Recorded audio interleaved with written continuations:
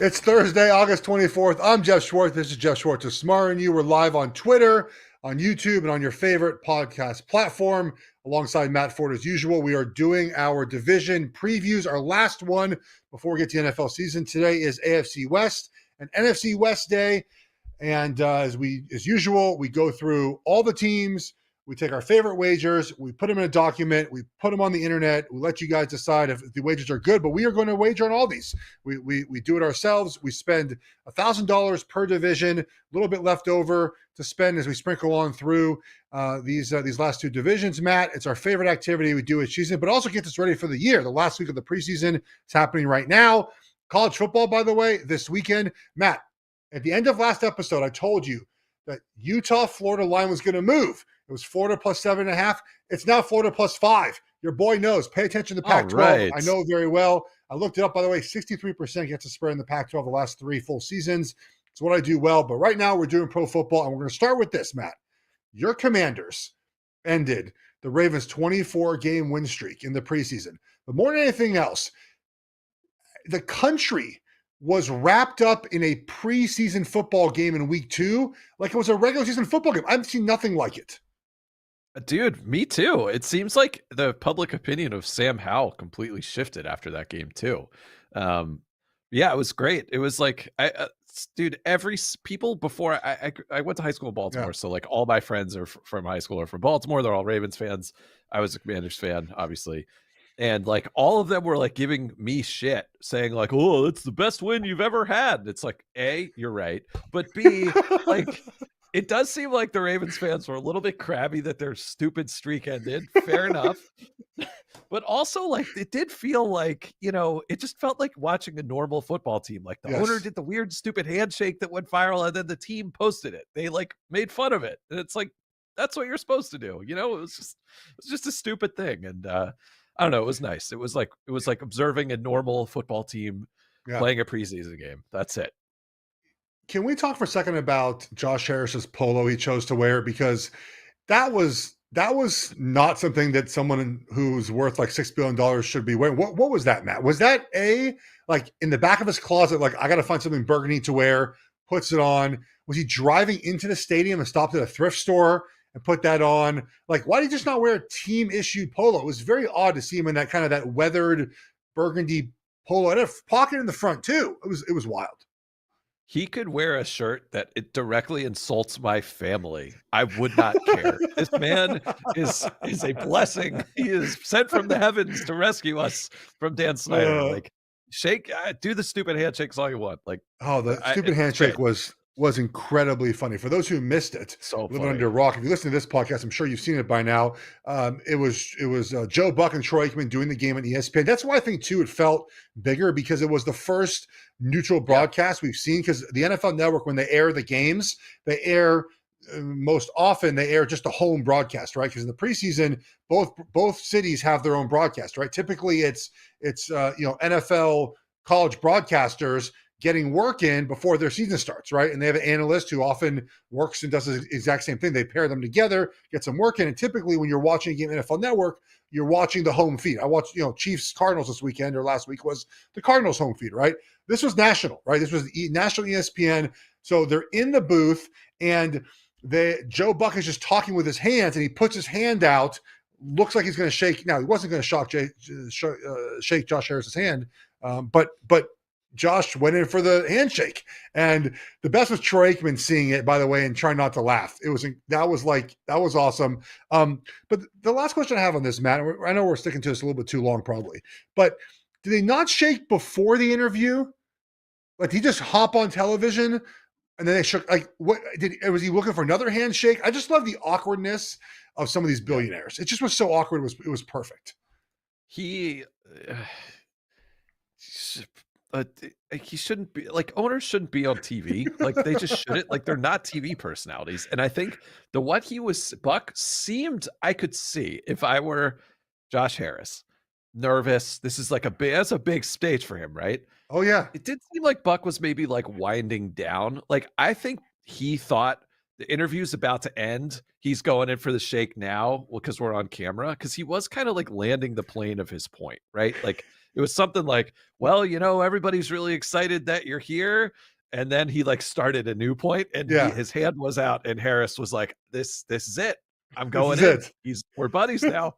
Look, man, if every time I had a dumb dap up was on TV, broadcasted to millions, I think I would be I'd have a few of those myself. If the time you wore 100 shirts for Action Network's first live stream was ever aired, you feel the same way. Is that who's in the studio? Is Gabe right now? Yeah, that was Hank. Is that Gabe? Tell Gabe to call me. Geoff says to call him. By the way, Hank, you have one job. It's to take us full in that moment.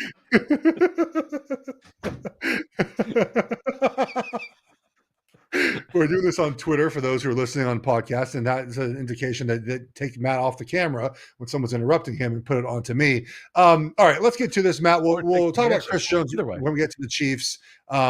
So for those, again, who don't know what we're doing here, we're going to go through the NFC West first. We're going to go through all four teams. We're going to talk about our favorite prop bets, our favorite win totals, playoffs, no playoffs, kind of everything that's thrown together. This year, we've had more bets than usual because we're taking every starting running back under their rushing total. It's a project we're doing this season. I think it's going to make us a lot of money. And so default, like even if we think Christian McCaffrey of the Niners is going to have more than 850 yards, we're taking the under. We're just defaulting to the under. We are picking some overs, Matt, as you know, but we're defaulting. So we have more wagers than usual. Our kind of unit has gone down to about $100, 150. Again, there's some leftover money we have going through this. So let's start with the NFC West. Let's start with the Niners, who are in the oddest position of any team, Matt, I can ever recall. All right. They have the best left tackle in all of football. All right. They have arguably the best running back in all of football. They have the second best tight end in all of football. They have the defensive player of the year and the leader in sacks from last season as their edge rusher. They have an interior rush that people are jealous of because they can rush the passer. They have the number one off-ball linebacker in Fred Warner. They have a secondary like a Hufanga, who's in his third year, I believe now, fourth year, is going to be one of the best safeties in the NFL. All these great pieces, except quarterback. They're rolling with Brock Purdy, seventh-round draft pick from last year, who, again, he played well in the limited time that he was on the field, but it wasn't special to me, right? It wasn't a special play. It was good for seventh-round pick. The offense is very, very quarterback friendly. He only averaged 152 yards per game. What he didn't do was turn the ball over a bunch, and I think they like that about him. Sam Darnold's a backup quarterback. Trey Lance will be shipped out. Their win total is 10.5. Matt, what's your thoughts on the Niners? Man, this is the most interesting team. And by the way, maybe we could spend a second on the Trey Lance thing before we get into the betting part of this. I mean, are we at the point where this is now the biggest draft disaster maybe ever? I mean, this is obviously there have been more trade ups that's been a part of, like Carson Wentz comes to mind as a guy who they traded up for. He at least had a run to the MVP and they won the Super Bowl that year, even though he wasn't part of it. But like when you think about like the Jamarcus Russell busts, like all of these like big busts, this Trey Lance thing is truly one of the oddest sagas ever. And, to find the solution at quarterback by Mr. Irrelevant, we'll get to him, by misallocating all of these assets to get Trey Lance and then punting on him this quickly. It's like, even if you don't like him, like maybe keep him on the team, maybe put him in second on the depth chart for now. It's like it just feels like they handled this so badly throughout. Well, and it's like all the questions about him remain the same from when he was drafted. Like we didn't know what he was. They went all in, they traded up, and now they're just done. Like it's just, I think this is like a one of the worst mismanaged quarterback things I've ever seen in my time as an NFL fan. So we know they traded up in 2021, right? For Trey Lance. And we know they traded up to 3, I think, not knowing who they was, Mac Jones or Trey Lance. They went with Trey Lance, who is the more mobile option, right? He's the more mobile quarterback. And they thought that he would come in right away and play well, but he only has about 300-ish throws in college. He didn't play very much in college. So in 2021, I think he got a little bit of playing time as a rookie, right? And he wasn't very good. And then in 2022, remember, last season, he was going to be the starter. They were going to give him the opportunity to win that job. and he played in 2 games before hurting himself in week 2, and that was the end of his season. And so I don't know, Matt, if it's the Niners' fault he got hurt, but they drafted a quarterback on a team that needs to win now that wasn't ready to win now.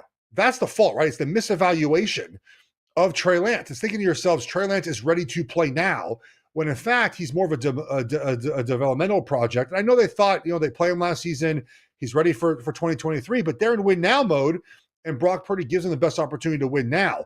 And I feel bad for Trey Lance because there's no home for him, Matt. I mean, there's a home as a backup, but he's too high paid as a backup.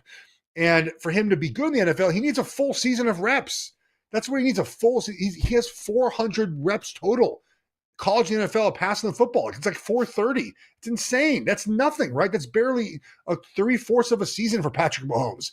He needs the reps, and the Niners, unfortunately, can't give him those reps because they need to win now because of the roster, as I mentioned. And we're actually seeing, too, the depth chart for the Niners take a little bit of a hit without having those 3 first-round draft picks, right? You look at the offensive line, some question marks, right? You look at the back end of the defense. If there's any injuries on defense, there's some concern that, the depth is not quite there. Even the wide receivers. Right now, wide receiver, right? It's Brandon Ayuk, Deebo Samuel, Jawan Jennings. The backups are Danny Gray, Chris Conley, Ray McLeod. They drafted Ronnie Bell out of Michigan in the 7th round. Remember, out of Michigan, yes.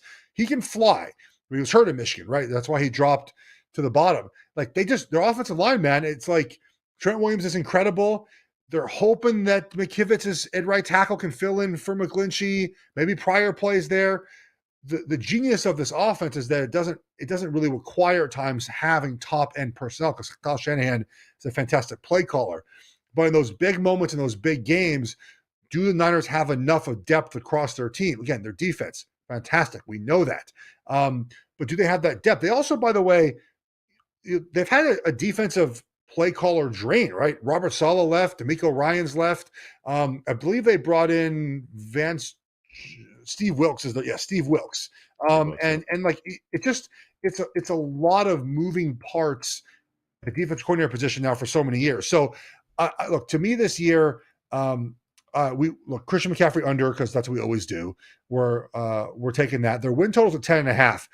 I don't feel great about either way, buddy. I think you're on the under, because we chatted about this in, I think, another episode.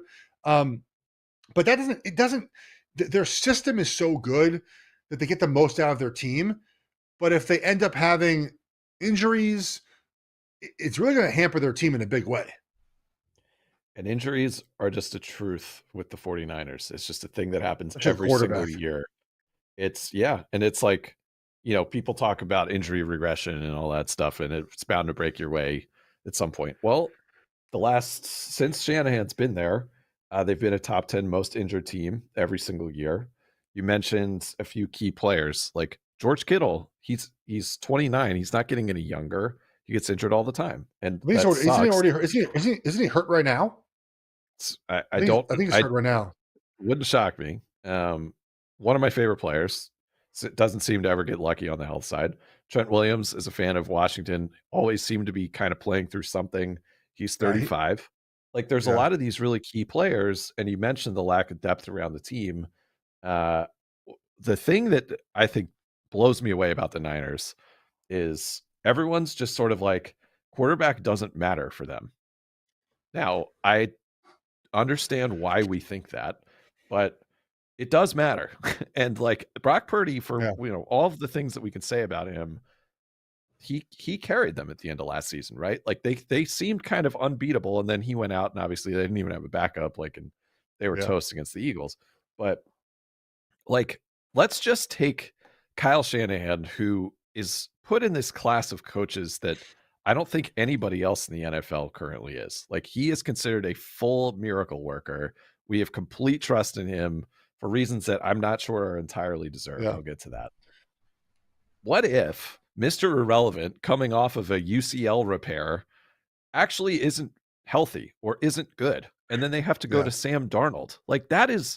That's not a possibility. That's what's happening right now. Purdy is still coming back. And you talked about a line that moved. The Steelers line moved in week 1. It's now at 2.5. The Niners are still road favorites. Please bet that if you're Oh, listening. I got +3. I got +3. Me I'm glad. too. I just went to Vegas and bet that. The other thing I bet in Vegas, the way to zag on this is not to take the 49ers under. The way to zag on this is 49ers to miss the playoffs because that's plus 310. So if they were to truly bottom out, they're projected to win 11 games. The Chiefs are projected to win 11 and a half games, and nothing changed for them. 49ers have a massive quarterback problem.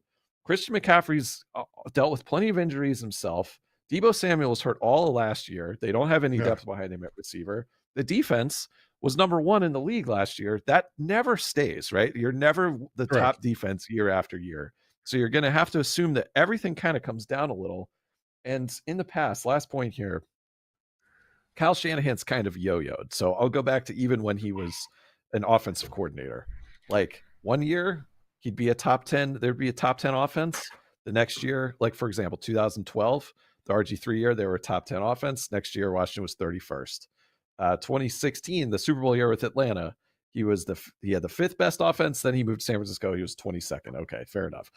2019 with San Francisco, 2nd best offense. Next year, 21st. Like tends to go a little bit up and down. And as good as he is as a play caller, he doesn't seem to ride those waves super well. So I think it's because his quarterbacks get hurt. That's why he can't keep anyone healthy. His record, by the way, as a head coach is 52-46. Right. And that's after a 13-4 year last year. Yeah. And I do like the no playoffs. I think it's a plus 310. It's a decent wager. It's going to be a small sprinkle for us, right? I mean, it's not going to be a big player for us, I don't think. The other things I'm looking at, so Deebo Samuel's receiving number is 725.5. He's only been over that number once in his career. Twice in his career. That's when he's played, he started, 2019, he had 800 yards receiving. Then he was hurt in 2020. And then last year, he only had 632 in 13 games. He only started 12. He hasn't played a full 17-game season yet. I think it's a decent number to put up there with McCaffrey. Are you in for that? Sure. Yeah, I definitely am. One other thing I want to ask. I think I have the team for Trey Lance. Oh, okay. I think it's Miami. So Miami, obviously, Mike McDaniel, who was there when Trey Lance was drafted.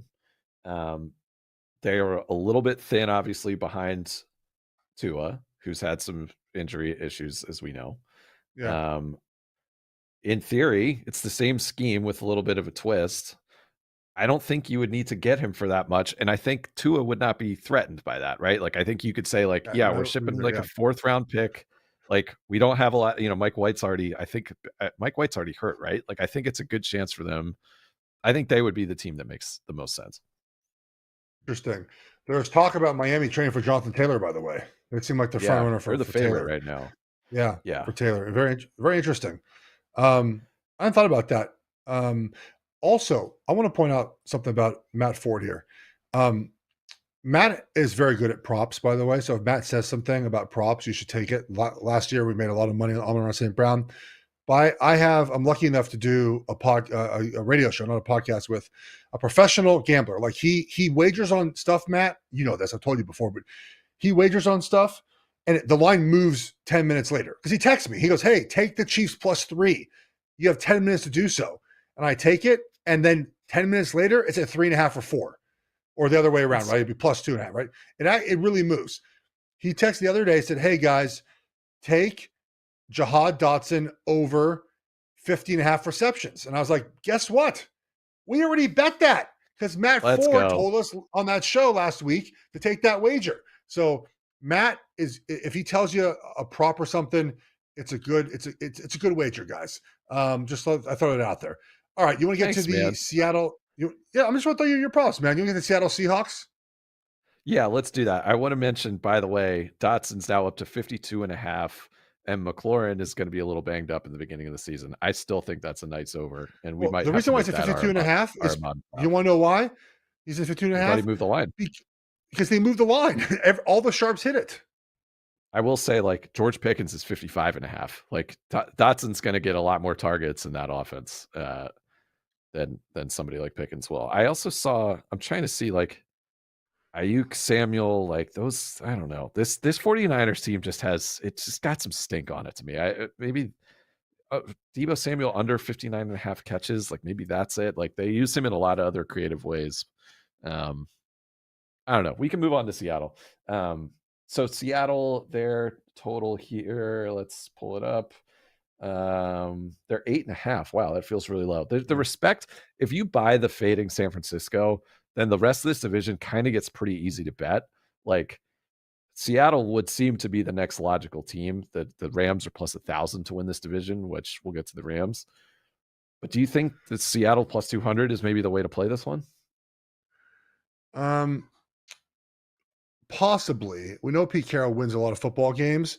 I'm just going to have like an anti-Geno take that's probably going to end up being like a not helpful to win the division. Exposed. Yeah.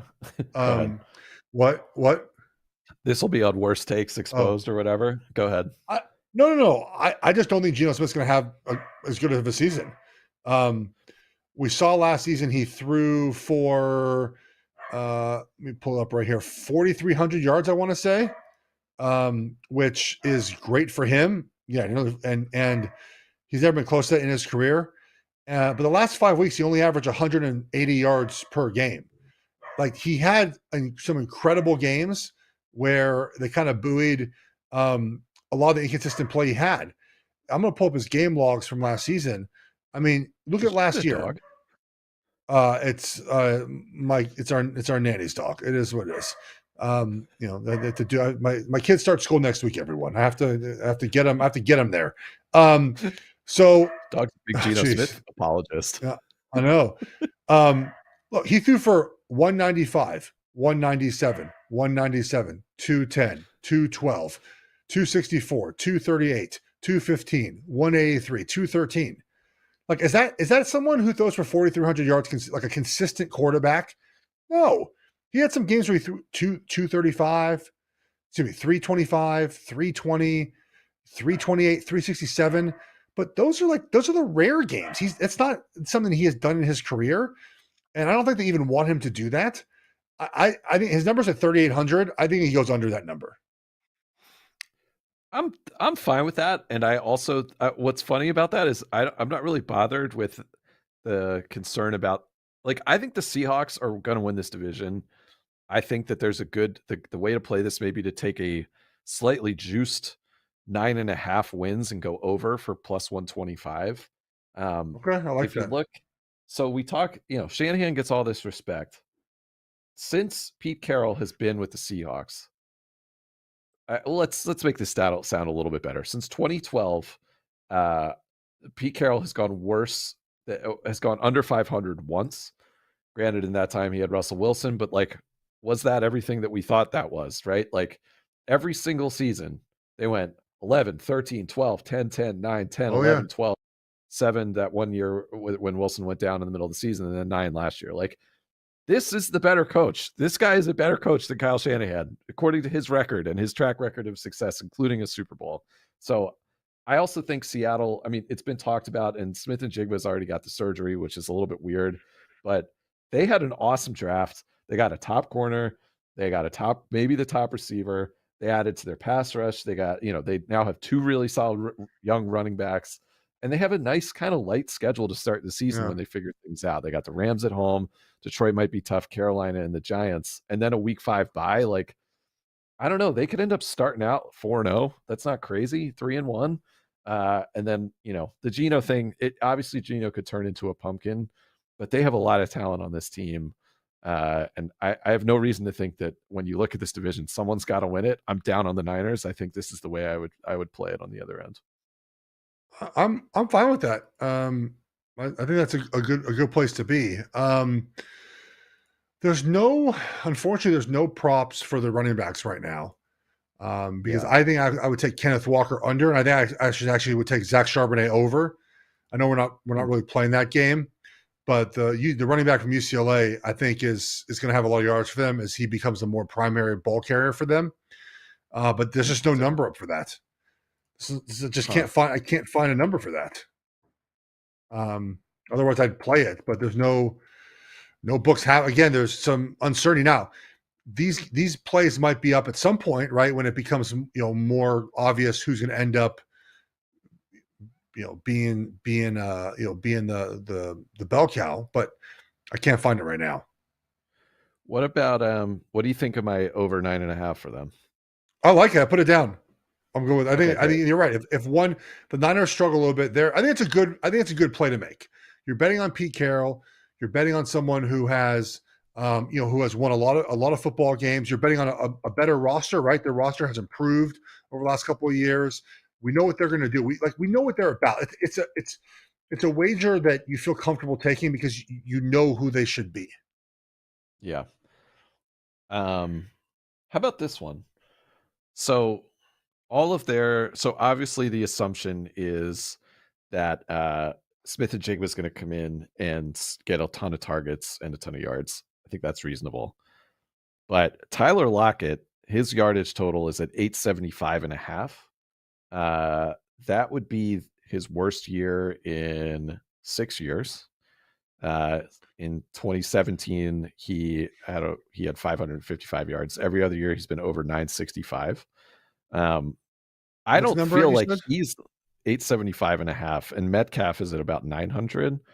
I feel like Lockett is still like the deep target. Like he's still the one that they're going to go over the top with, and he's really consistent. Like he's played 15 or more games every single year in the league. Knock wood, he keeps that up.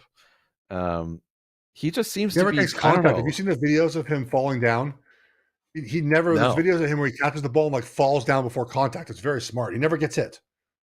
He's very he just seems to be like the most forgotten man on this team. He's excellent. He's consistent every year. I think that's maybe an over. I don't know if I'd go all in on it, but that feels like a way to play that.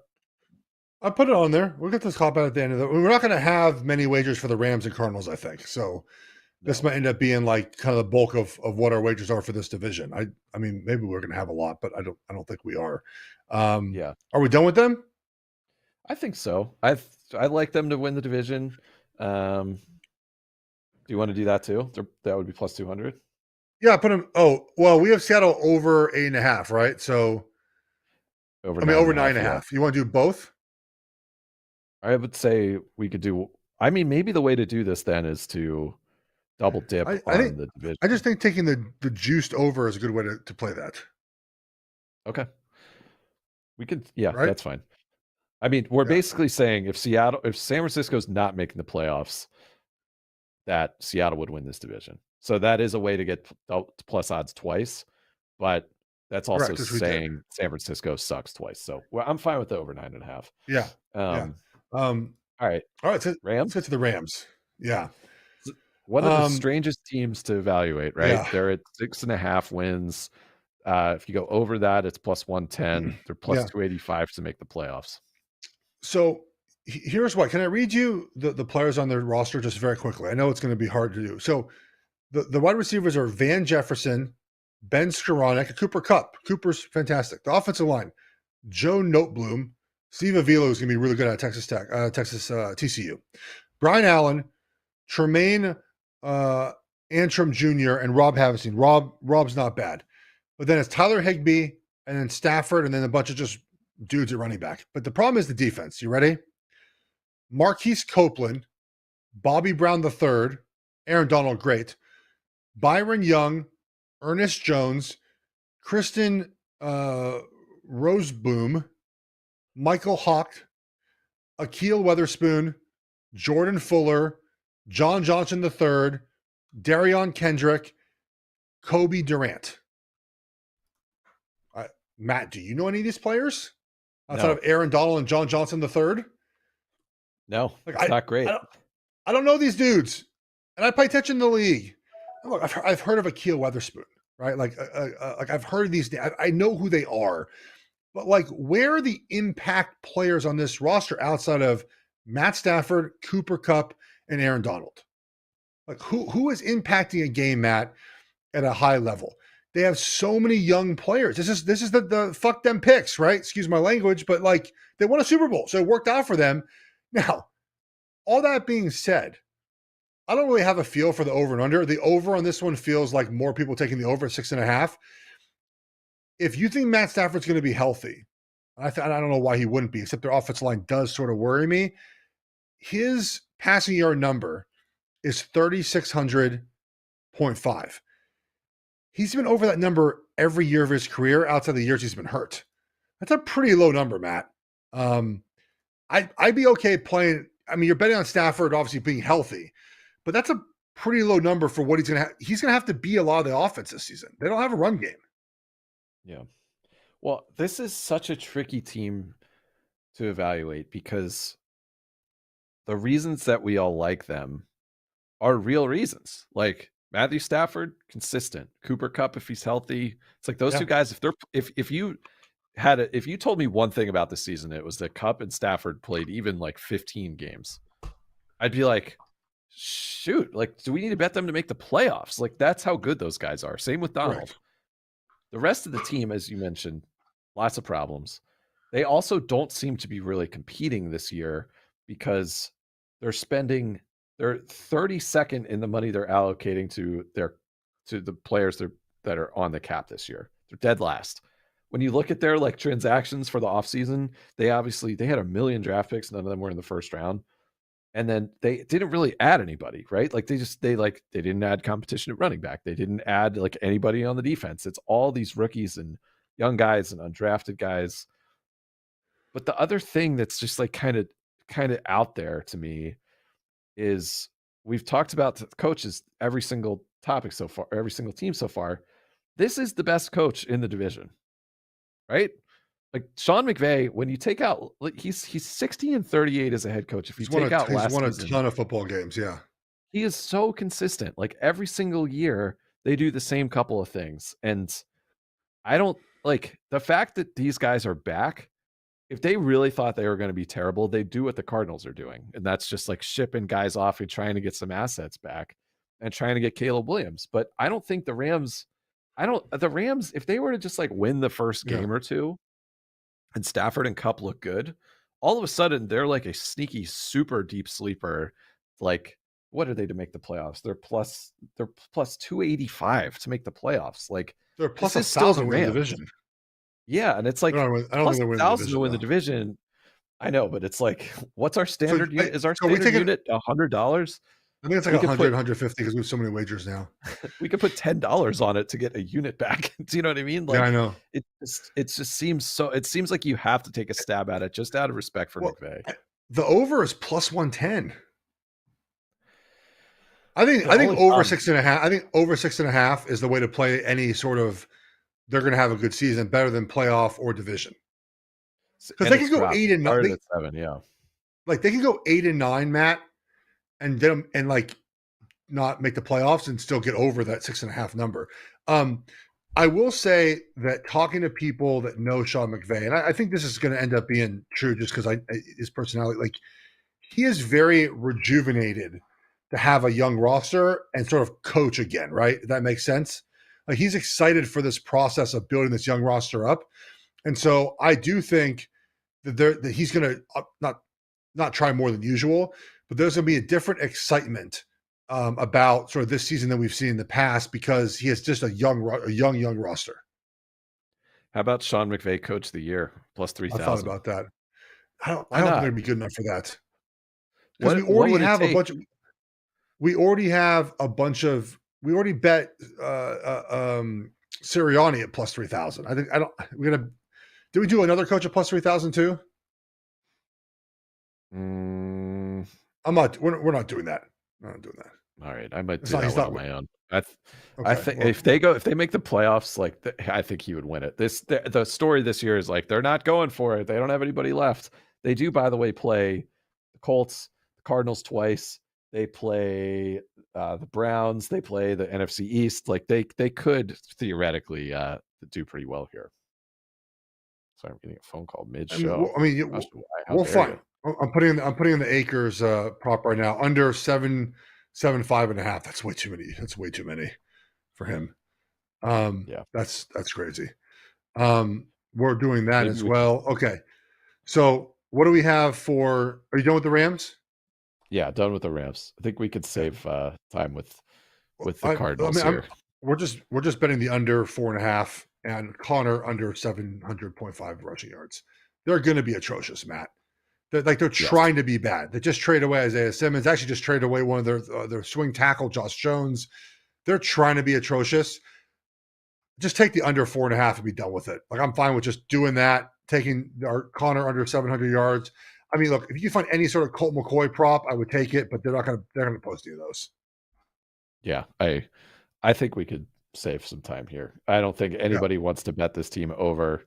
I don't love the 4.5. They seem to be going for the Caleb Williams thing, which would be kind of interesting with the Kyler situation. Yeah. But the only way this gets killed is if Kyler comes back, and even then, like, we're that worried. Like, that's fine. So what we have for the AFC NFC West is McCaffrey, and Cam Akers and Connor all under. Now, there's no Seahawks running back listed. If we find one, we'll probably do it. Niners, no playoffs, as kind of a little bit of a little tickle there, right? Deebo Samuel under 725 receiving. We're under Geno Smith. We're over Seattle wins and over Lockett, right? Receiving. And I put down over Stafford and over Rams over. So that's what we have for the West. You good with that? Interesting. Lots of bets. Let's do it. Let's move on to. We got 10, dude.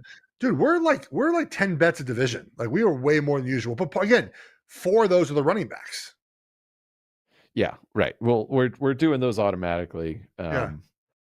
But I like how we played this division. I like it a lot. All right. Let's hit the AFC. What are we doing with the Chiefs? You tell me, brother. I mean, I'm not touching the win total. It's juiced at 11.5. The way I would play this is it's just hard because they have so many offensive weapons that it's very hard to like pinpoint which props to play. Travis Kelce is at 92.5 receiving receptions, I should say, and 1,100 receiving yards. So he's been over 1,100 receiving yards for 5 straight seasons, right? And really, he's been over 1,000 for 7 straight seasons. And even when it's a low number, it's like 1,125 in 16 games. His receptions at 92, he's been over that. He's had 103, 97, 105, 92, 110. Kind of have yo-yoed back and forth. The thing about the Chiefs this year is they have a lot of wide receiving options. A lot of options, right?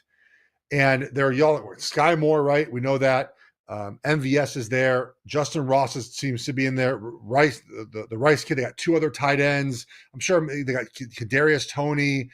Like, I don't know if Travis Kelce is going to catch as many passes this season. I don't know if I want to bet on it, but I think they're just not going to need him as much. But the problem with that is that him and Mahomes have that special relationship where he's the guy that he throws to when plays break down. So I don't have a great feel for much of the Kansas City Chiefs props for this reason, other than obviously the running back unders. But I don't know how to play Kansas City, man, because I don't quite know how they're going to do things on offense this year. That's interesting. I mean, I think the Kelce regression thing, it's like, if you're a fantasy player, that's like a popular take. But he had 150 targets, 152 targets last year. Yeah. That's in line. Like, the year before, it was 134 in 1 fewer game. The year before, he had about the same in 2 fewer games. Yeah. So, I think. Look, you want to take the over receiving yards? I don't know. It feels a little bit like a stay away to me. Also, I would take the over because it's fun, but I just think that like you mentioned all these other targets, that should in theory make it easier for Kelce. So maybe I think the yards maybe makes sense to go over. That would be a bad year for him if he went under, like a historically bad year. Here's, I think, how we do this, right? Is we say Patrick Mahomes, his total is 46.50.5, which is insane. He's been over that number every year, but the year he missed 2 games for a knee injury. Like, we just take the over and be done with it, Matt? Like, that's how we just capture all of this in one, which is taking the over of Patrick Mahomes, and that incorporates all these different players into it. I'm fine with that. I also like. I'm curious if the number on the over moved, or at least the juice got a little bit better. The Chiefs haven't gone under 12 since Mahomes has been there, I and that know. includes 4 16-game seasons. It's like, is this the year where they go 11-5? Like, I don't think so. They have a tougher division, of course.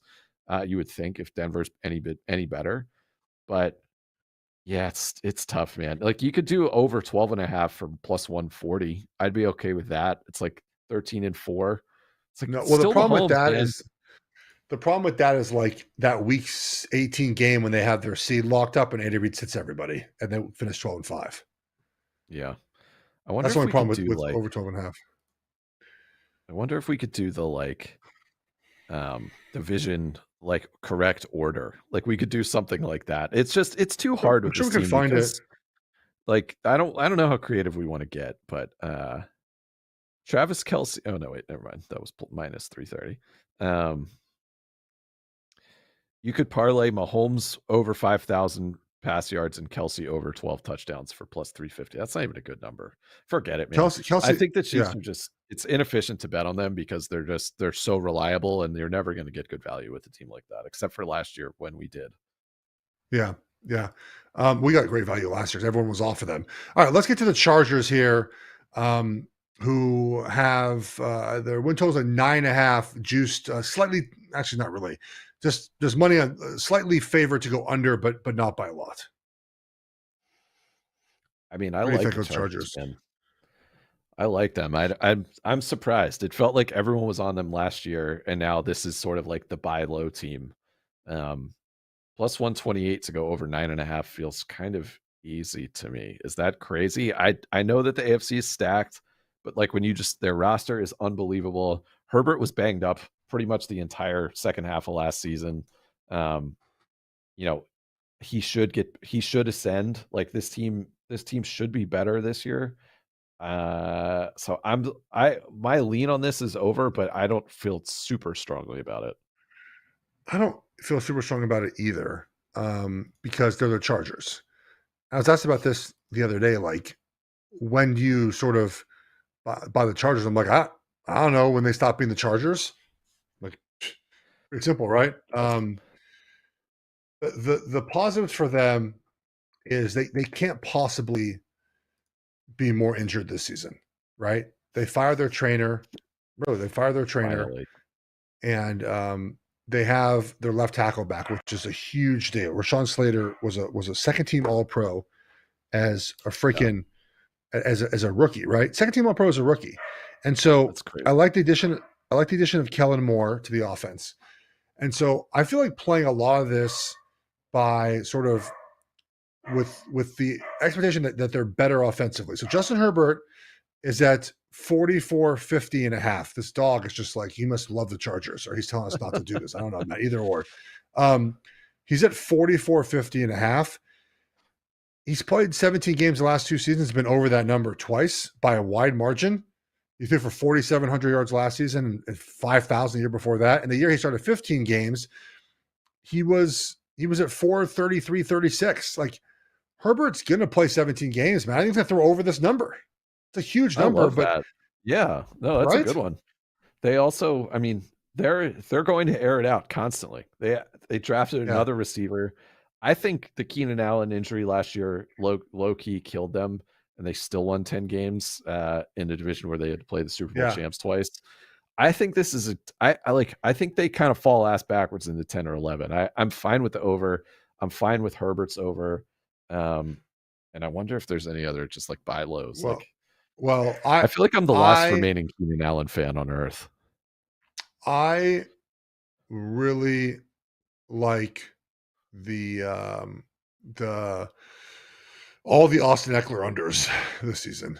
Interesting. But more than anything, I like the receiving unders, because in this offense, I don't think he's going to get the checkdowns he got in previous. I would love. There's no receiving number prop for him, like receptions. I can't find any of them. I have rushing yards and I have receptions and receiving yards. The receiving yard number is 525.5. That's low for him. He's had a year 900, 647, 722. I think people know that he's not going he's not going to be the offense this season, Matt. And I don't know if there's any value in wagering at these numbers. I mean, we have to do the rushing because of what we're doing for the season long. But I would love if someone could post a receptions number for him, and I would hammer the under. Interesting. What did we do a Chiefs running back to go under? Did we? I put it in there because we have to. That's I maybe skipped over that. I skipped over that tiny bit there, but we didn't put that in there. And also we haven't talked about, but Chris Jones may or not play. I don't know. I really don't know if he's going to play. I think he'll play week 1. He said he's going to hold out to week 8. I'll believe it when I see it. But yeah, I put Pacheco. The Chiefs, the only 2 bets we have are Pacheco under and Mahomes over. So we got for the Chiefs. I mean, that feels fine. I like the Herbert thing a lot, and I think that, let's see, did they have another?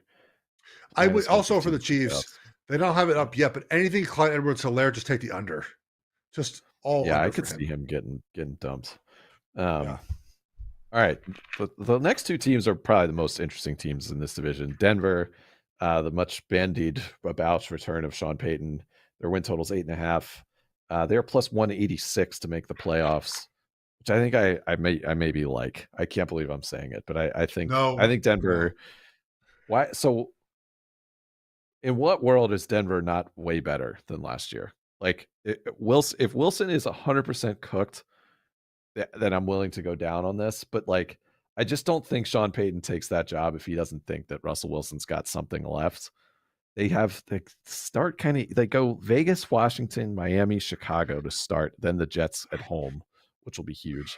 They could end up starting like 4-1, start pretty strong. They end at the end of the season. They got Houston on the schedule. They got, they got Vegas the last week of the year. I just feel like when you look at this team, like they had an absolutely disastrous nightmare season last year. They went 5-12. Their defense was still incredibly good. And I think they should just be better across the board this year. And a big improvement doesn't seem crazy to me. Like 3 or 4 games better with a last place schedule does not seem crazy. Yeah, but that doesn't even get them to the over, does it? It could get them into the playoffs. Yeah. Plus 186. I just don't buy that Russell Wilson is going to have like a rejuvenated time with Sean Payton. We see all the time, Matt, when quarterbacks get to a certain age, they regress, right? And they often don't just pop back up into being what they used to be. They just slowly just deteriorate. And Russell Wilson had a bad year. I get that. But is he just magically going to become Russell Wilson of old? Dude, in Seattle in 2021, okay, he started 14 games. He completed 64% of passes. Before that, 68, 66, 65, 25 touchdowns, 6 interceptions. He averaged 222 yards per game. The next season in Denver, he had the same season. He averaged 234 yards per game. Like, he's not the same quarterback. We have 2 straight years now of him not being what he has been. And now I'm supposed to believe that all of a sudden he's in this offense, he doesn't fit at all because of the timing and precision offense. And Sean Payton has said that we're going to run the ball and play action pass, all those things. I'm going to believe now, Matt, that all of a sudden he's going to bounce back and be a playoff caliber quarterback. I don't know, man. Well, I mean, this is a Sean Payton bet more than a Russell Wilson bet. And that's just based on like how many years in a row. You want to take Broncos playoffs? You're telling me. Plus 186. We don't have to. I'm trying to give us something to take with this team because I'm taking the Russell Wilson under 37 passing yards. I will say that Sean Payton's last 5 years with the Saints, they were the 14th ranked defense, the 4th, the 2nd, the 1st, and the 5th. Obviously, Drew Brees was there. But Drew Brees at that point in his career was not the Drew Brees that won the Super Bowl in, 2000 and when was that? 2008? 2010? I forget. There's just 2009. 2009. I was close. I just think that Sean Payton is going to be great there, and I think that this team's going to improve a lot. The defense, the bones are there. Yeah, great receiving core. They just don't really have a pass rush at the moment, which is not good for this division. Pat Surtain's incredible. We know that. Randy Gregory, hopefully, is back healthy, ready to go. Jerry Jeudy, by the way, today carted off the field with a hamstring injury. So I don't know if that. Wow. Yeah, I tried to find his prop numbers. They're not up anymore. So I don't know how bad of an injury that's going to be, Matt. Thinking about the future with him. But yeah, so I took Russell Wilson under. They don't have a listed running back right now for an under. So you want to? Do you have any other? You like anything with them? I'll pass on anything else with Denver. I'm good there because I actually think that I have a nice juicy wager for the Raiders. The Raiders are next. 6.5 is their number. What's your juicy? If it's Raiders' worst record, I'm going to love you. I think they're the last winless team. They're plus 1,500 to be the last winless team. They're the Cards, Bucks, Titans, Titans. You mean last team to? Wait, they're going to start. They're going to start off undefeated. Team. No, they're going to start winless and be winless the longest because they Raiders. start at Denver. They start at Denver, at Buffalo, Pittsburgh, at Chargers. What is it? And they're plus 1,500. Love it. Then they go Green Bay, New England. I think their first decent chance to win a game, maybe Chicago week 7 at Chicago. Then it's at Detroit Monday Night Football, home for the Giants, then the Jets, then at the Dolphins, home against the Chiefs. Like, where's the win in there? Where's the game where you're like, I'm sure they're going to win? Jimmy Garoppolo already hurt, below average offensive line. They have the second hardest schedule, Geoff, in the whole league. And I think that they have, like, who's a better Caleb Williams team than these guys?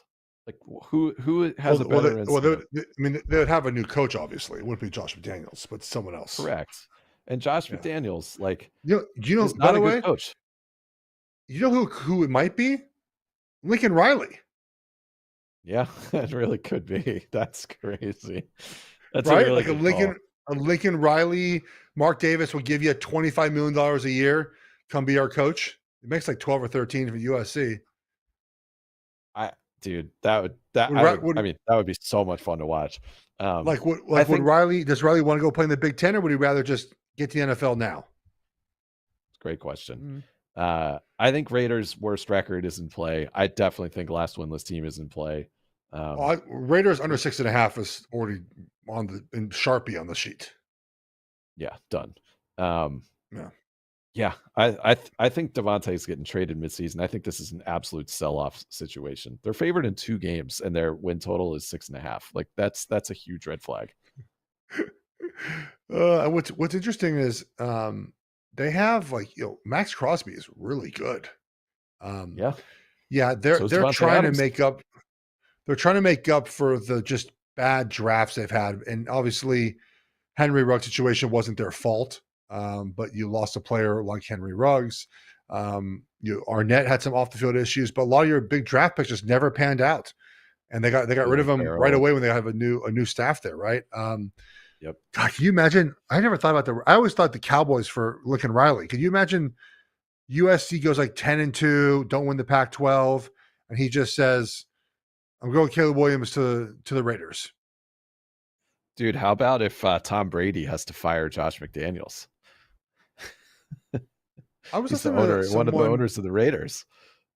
I think it was John Middlecoff. I like his podcast 3 and Out. He said he thinks the Patriots are going to make Tom Brady their general manager after this year if they struggle. But he owns a piece of the Raiders. Like, there's that. How does that work? You just sell your Raiders stock. Why? He bought it this year so that he could make $3 million to grind out, North Dakota State tape. Fuck that. This guy, Tom Brady's got a lot of crypto losses to work off, dude. He's looking for that ownership stake. I am so excited when you guys announce a podcast with him. It's going to be my favorite day of all time. Gabe's going to have to personally work with him, personally meet with him and figure it out. I can't wait. Dude, I would love to work with Tom Brady. I don't care what Gabe says. We have limited reviews on the podcast. Please, if you're listening this long, leave a review. And one of the last reviews is Gabe talks too much about Tom Brady. Couldn't agree more, random reviewer. I completely agree. We want to put in worst record Raiders. Just give that a stab. Sure, why not? What's that? Let's see what this. I'll find it. If you want to do your summary here, I'll throw that in. So we have Pacheco we have three running back unders, right? Pacheco on the Chiefs, Eckler on the Chargers, and Jacobs on the Raiders. If the Broncos post anything, we'll take the under. Mahomes and Herbert both over. We think they're both going to have good seasons. Russell Wilson under 35-50. Raiders winless, the longest. They will not win. They'll be the last team to win, I should say. Plus 1,500. Raiders under 6.5. And Raiders worst record plus 1,000. We're basically double dipping on that, starting the slowest, right? Yeah.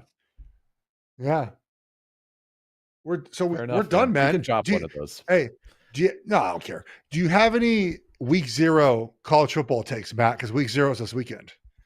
I don't. I'm prepping for week 1 of NFL, but I know you do. So make the I'll just say that. I'll just say this now. They changed the clock rules in college football this year, right? They're going to the more NFL style where the clock does not stop on first downs until 2 minutes left in the first half and second half. So second quarter, fourth quarter, obviously, right? It's going to make totals come down. Just be weary of betting overs. That being said, I took the over in USC San Jose State this weekend. And it's actually gone up 2 points since I took it. So I think it's at 66.5 now. It was 64.5. Look how Hank has us ready. Week 0 CFB takes. All right. Y'all training him well. We have Navy and Notre Dame from Ireland this weekend. I don't really have a take on that one. But the over in USC San Jose State, I'm in for that as well. Are you excited for college football? You don't watch a lot of college football, do you? No, man. Our buddy Nick Wright said this the other day. It seems like when you're married and you aren't a professional football player like you are, you got to choose one. You got to choose Saturday or Sunday, and I'm not willing to. I'm not willing to compromise my marriage to watch. It's a really good take. A really good take. Yeah, it's correct. Like I don't have it in me. It's also just like I don't enjoy it as much. It doesn't feel like the same sport, and I'm so all in on the NFL. I'd just rather watch that. So this is the one benefit of living on the East Coast, Matt, and rooting for West Coast teams. The teams I want to watch play on Saturdays don't start till at least 3:30 Eastern. So I get like a full day of being a dad, a full day of being a parent before I'm like, hey, and a lot of times they don't play till 8 p.m. Eastern. And so I get a full day of like, plus my wife just sort of realized that I make money covering college football. And so the things we do are because I get to watch football and talk about it. And she just sort of gave up on this idea that I don't have to watch football for work. I'm like, no, I have to. I'm on the radio like this weekend. I'm on the radio Saturday doing a pregame show for all the college football this weekend. I have to know the teams. You know the teams I'm watching them, Matt. I have to watch them. So I'm with you. I mean, I watch. I'm with you, man. It's a lot of football. That's my Sundays. I'm like, what do you want me to do? Like get fired? Because me and Geoff have to make a podcast that is listened to by hundreds of millions. We do a lot. We do have a lot of listeners. I thank you guys. We have worldwide listeners. I appreciate it. All right, guys. We're back next week with general football talk. And we're back. Week 1 college football Ravens. We do got to figure out a day though. I think we're one step at a time. Slowly but surely. We'll be back next week. We have a fun little sponsor this year, most likely. So we'll have a fun little stuff for you guys. We'll have prizes you can win each week, by the way. Actual prizes, cash prizes you can win this year. Hello. With the sponsor. How about that? Yeah. Cash prizes. Let's go. So, very, very exciting for the listeners and the followers of this podcast. Really appreciate it. Hope you guys enjoyed. We'll talk to you next week. Take care, everybody.